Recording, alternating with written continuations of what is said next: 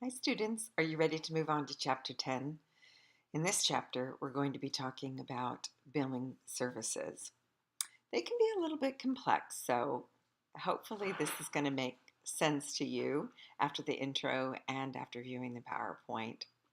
We're going to learn how to enter the appropriate documentation so that you can generate the claims. So that includes creating, locating, editing claims, and of course submitting them. So following through with the entire process. So at the end of this chapter, you will understand the steps in submitting electronic claims. You'll have a chance to practice all of this in lab, so not to worry.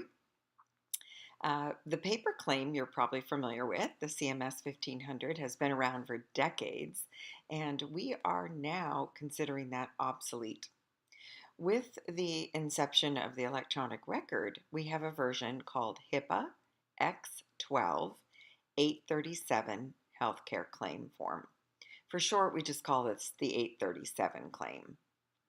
So the electronic version now has a claim filing indicator code.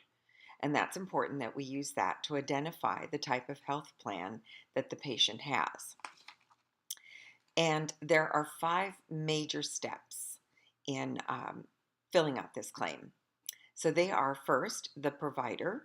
Now, the provider is listed by what we call NPI, or National Provider Identification Code. This is not the same as their tax ID or their social. This is a separate National Provider Index number that they all hold. The second part is the subscriber. And you heard last chapter that we sometimes call this the provider or the policy holder, I'm sorry. So we've got subscriber or policy holder.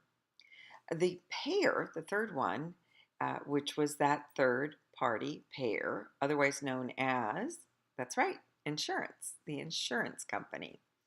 And the fourth one was the claim details, all the details. And the fifth one was the services. What services did we provide to the patient? So once the claims have been created and they've been checked, then they're ready to be transmitted.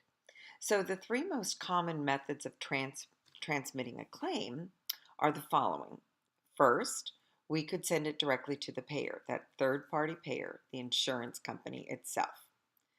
But there's a possibility there could be an error in it and it's going to get kicked back. So another way is to send it directly to the direct data entry, which will be done by the billing department.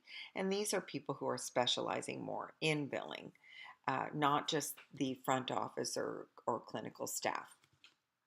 So the third option is a clearinghouse. Now, most of the physicians choose to use this option. And you might wonder, well, if they have a billing staff, why would they do that? Well, the reason is because each payer has its own set of rules and guidelines. It can be very confusing when there are so many that have to be followed. So for this reason, it's difficult to know all the rules, and if you send it on to a clearinghouse, and that's the part that they play, they will check it against all of those rules and guidelines, and it'll come out as a clean claim.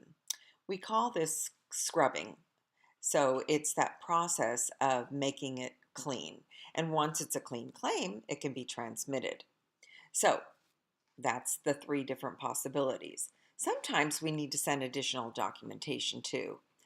There are many times that an insurance company will get a claim from us and they'll say, I'm not so sure about that particular code. Can I see the notes on it? So we may have to transmit and attach those notes, whether they're progress notes or additional information, or maybe even why we did those labs or why we chose to do those x-rays or that particular procedure. So we'll send that additional documentation along. And then they'll have a chance to look it over and make a better judgment. So would we be done yet? Well, just about. Just because we sent it doesn't mean that all is well. So we have it on its way, and now the insurance company is going to have to do a process called adjudication. That starts with an A, adjudication. And they have to decide if the claim is going to be paid. But beyond that, they have to decide after their processing and doing their review whether or not additional information is required, or are they going to just pay it as is? Are they going to deny it? Are they going to hold it for something they need from the patient or something they need from us in the medical office? Or perhaps they are going to pay at a reduced level. They said, no, I don't see the documentation supporting that particular code. So those are the possibilities. And these are the things that we will practice in lab this week. So I'll see you soon.